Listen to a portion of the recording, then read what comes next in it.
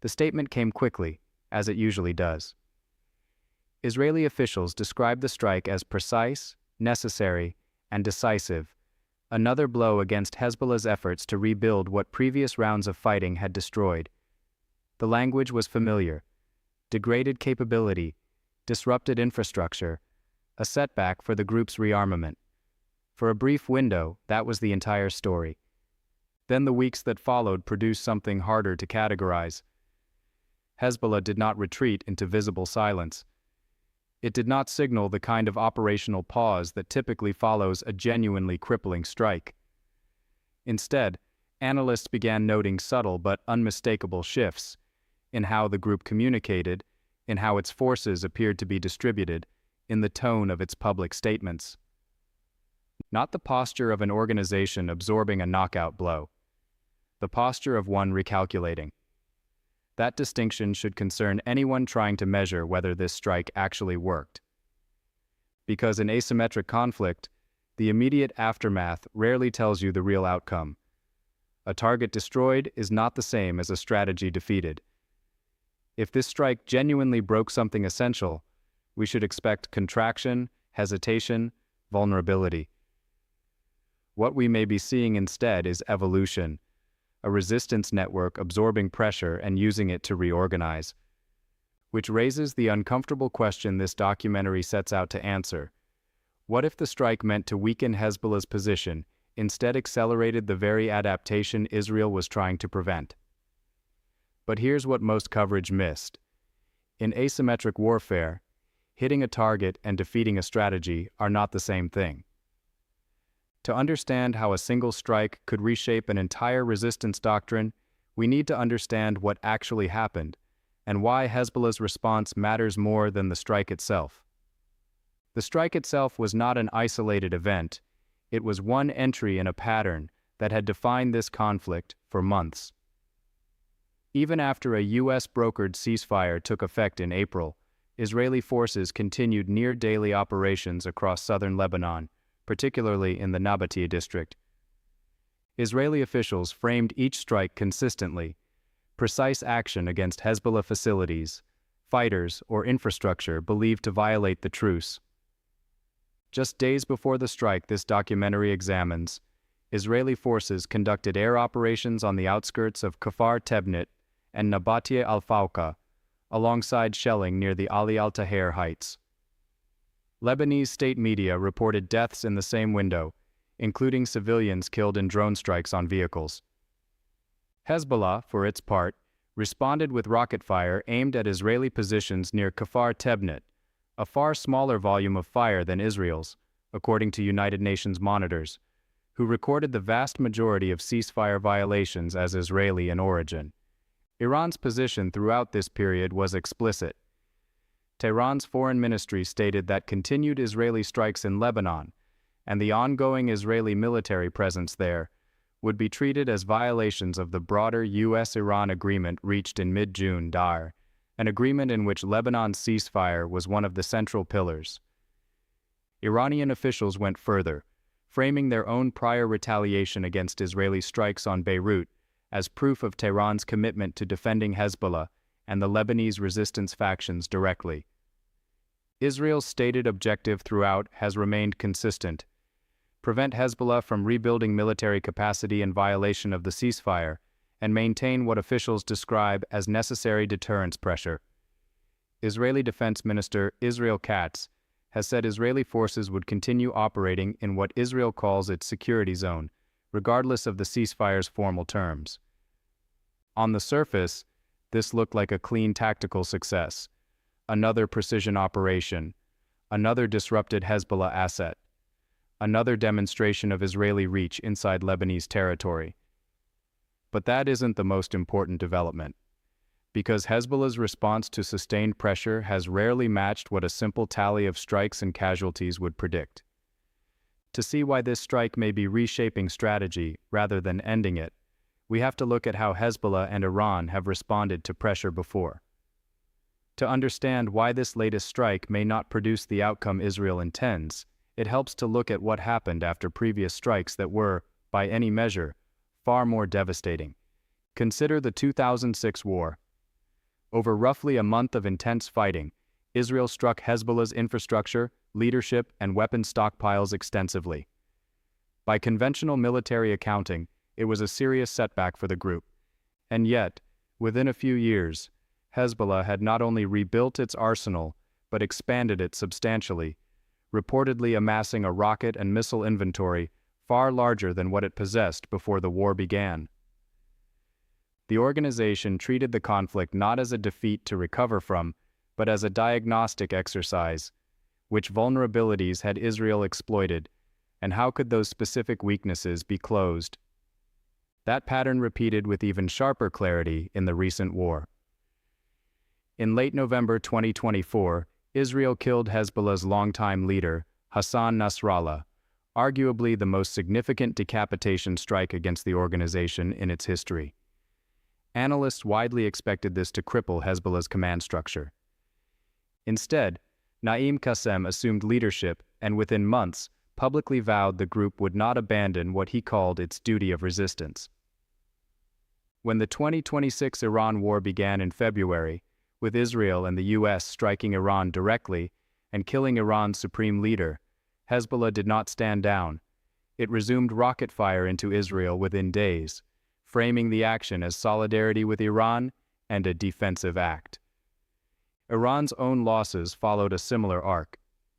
In March 2026, an Israeli strike on a Beirut hotel killed several senior Quds Force commanders overseeing Hezbollah's operations from within Iran's Revolutionary Guard structure, a strike aimed squarely at command and coordination. Yet Hezbollah's rocket and drone operations continued at a documented pace of over 1,000 attack waves against Israel across the following months, according to monitoring groups tracking the conflict. This is the through line worth understanding.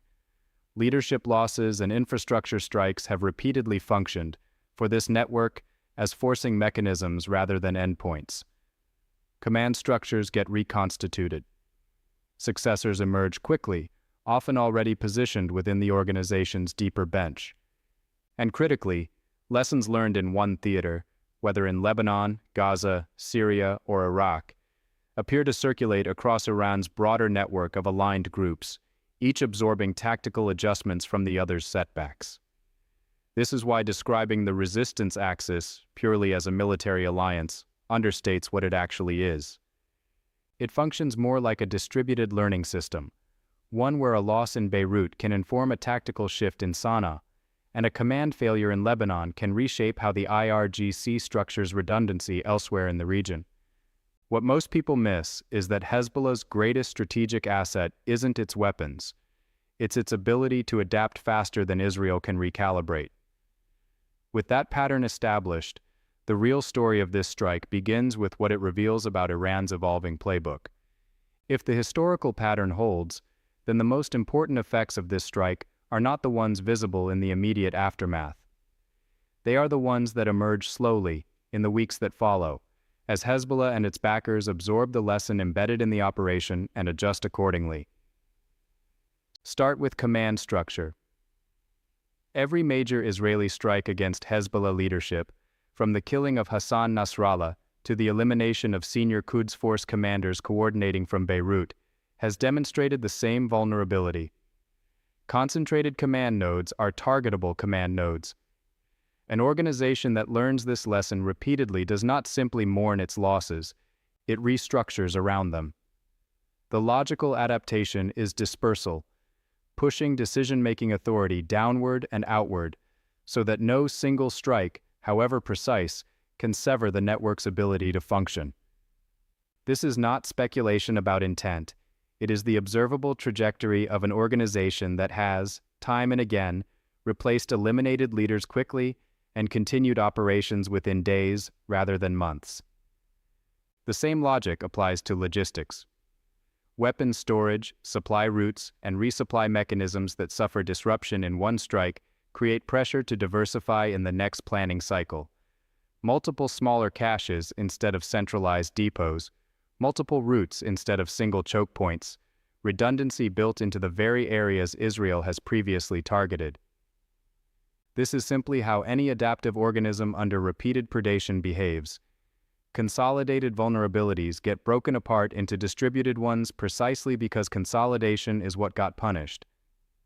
Messaging follows a parallel track, and it may be the most immediately visible shift. After setbacks, Hezbollah's public statements have consistently emphasized continuity and resolve rather than acknowledgement of damage, leadership vowing not to abandon the field of resistance, framing losses as costs absorbed in service of a larger, unbroken commitment. This is not incidental rhetoric. It serves two audiences simultaneously. A domestic Lebanese constituency that needs reassurance the organization remains capable of protecting them, and a regional audience of allied factions watching to see whether pressure on one node of the network produces collapse or resolve. That second audience is where Iran's broader strategic interest becomes clearest. Tehran does not manage Hezbollah in isolation. It manages a network, factions in Iraq, the Houthi movement in Yemen, remaining aligned elements in Syria, that all draw lessons from how each component responds under fire.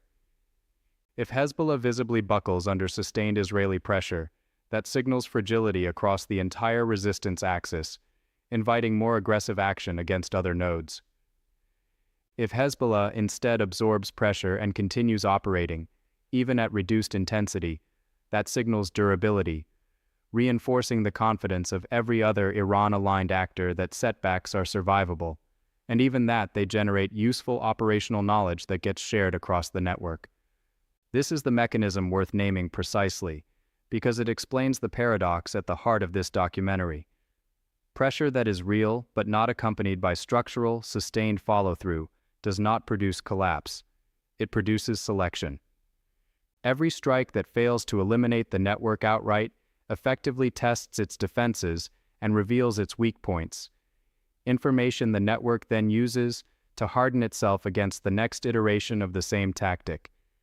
A strike that kills a commander but leaves the underlying command architecture, supply diversity, and regional support network intact functions, in practice, as a stress test rather than a knockout blow. This does not mean the strike achieved nothing. Tactical degradation is real. Commanders killed do represent lost expertise, and destroyed infrastructure does require resources to rebuild. But the strategic question this documentary is built around is not whether the strike caused damage. It clearly did. The question is whether that damage was severe and sustained enough to prevent adaptation, and the historical record suggests that threshold has rarely been met against this particular adversary. This is where everything changes, because the strike that was supposed to weaken the network may have just made it harder to hit next time. If this analysis holds, the consequences extend well beyond this single exchange of fire. If this cycle of strike and adaptation continues along the trajectory the historical pattern suggests, the consequences reach well past Lebanon's hills and valleys, into the doctrines and calculations of actors who never fired a shot in this exchange. Begin with Israel's own deterrence model. Precision strikes against leadership and infrastructure have long been a central pillar of Israeli strategy against Hezbollah, the assumption being that sufficient repeated pressure eventually degrades capability faster than the organization can rebuild it. But deterrence built on diminishing returns is deterrence in name only. If each strike accelerates adaptation rather than producing decline, then Israel faces an uncomfortable strategic reality. The tool that worked decisively in 1982 or even in 2006 may be yielding less each time it's used against an adversary that has learned from every prior application of it. For Lebanon's state institutions, the consequence is more corrosive still. Every cycle of Israeli strikes followed by Hezbollah adaptation reinforces a narrative Hezbollah itself has used for years, that only it, not the Lebanese army, can be relied upon to respond to Israeli pressure. A more decentralized, resilient Hezbollah is not simply a military problem for Israel. It is a governance problem for Beirut, since disarmament negotiations depend on convincing ordinary Lebanese and Hezbollah's own constituency that the state, not the militia, guarantees their security. A Hezbollah that visibly survives and adapts under fire makes that argument harder to sustain, not easier. For Iran, the messaging value is almost self-executing. Tehran does not need to fabricate a resilience narrative. It only needs to point to the documented fact that its principal Lebanese partner continues operating despite sustained Israeli military pressure, despite the killing of senior commanders, despite the loss of its own supreme leader in the broader war. That is a demonstration effect Iran can offer to every other component of its regional network, from Iraq to Yemen, at essentially no additional cost. And this is where the consequence becomes genuinely global rather than regional. Military planners and non-state actors well beyond the Middle East study how precision strikes perform against distributed, ideologically committed networks.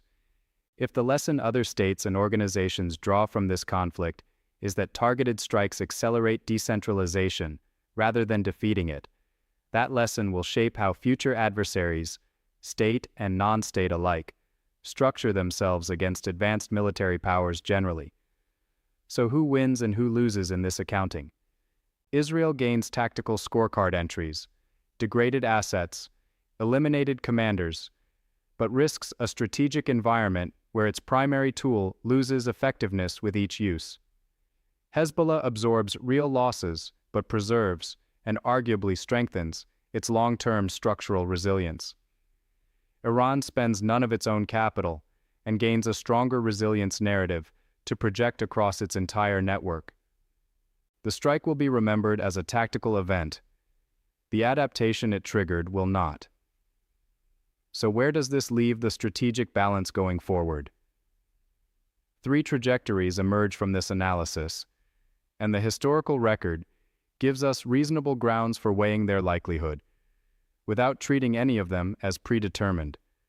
The first is a prolonged, lower-intensity conflict in which Hezbollah's decentralization steadily outpaces Israel's ability to target it effectively. In this scenario, command dispersal and supply diversification continue at a faster rate than Israeli intelligence can map the new structure. Strikes still occur and still produce tactical successes, but each one yields diminishing strategic returns, degrading isolated nodes without meaningfully reducing the network's overall capacity to operate.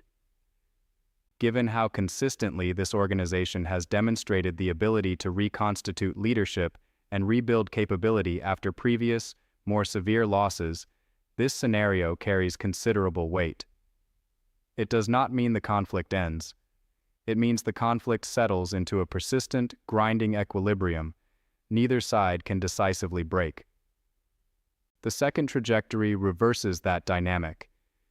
Israeli intelligence services adapt to the new decentralized reality, developing the human and technical intelligence penetration needed to map dispersed command structures and diversified supply networks as effectively as they once tracked centralized ones. Israel has demonstrated significant intelligence capability against Hezbollah before, including operations that reached deep into the organization's command hierarchy. If that capability evolves alongside Hezbollah's adaptation rather than lagging behind it, strike effectiveness could be restored, and the strategic hardening described earlier could be reversed. This scenario is plausible, but historically it has required significant investment and time to achieve, and Hezbollah's adaptation cycles have generally moved quickly. The third trajectory is the most volatile, an escalatory spiral in which both sides invest heavily in countering the other's adaptation. Israel deepening intelligence penetration and strike precision, Hezbollah and Iran deepening decentralization, redundancy, and asymmetric response capability. Rather than settling into equilibrium or resolution, the conflict intensifies as each side's innovations provoke countermeasures from the other.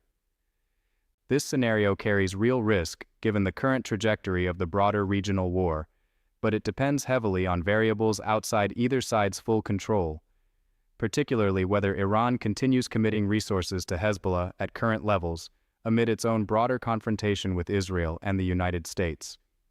The variables to watch are concrete: how quickly Hezbollah's command reorganization matures, whether Israeli intelligence demonstrates renewed penetration of the group's dispersed structure, and whether Iran sustains or redirects resources toward Lebanon as pressures mount elsewhere in the region. Each of these paths changes the shape of the next conflict, and the pattern may already be visible. Whichever path unfolds, one thing is already clear.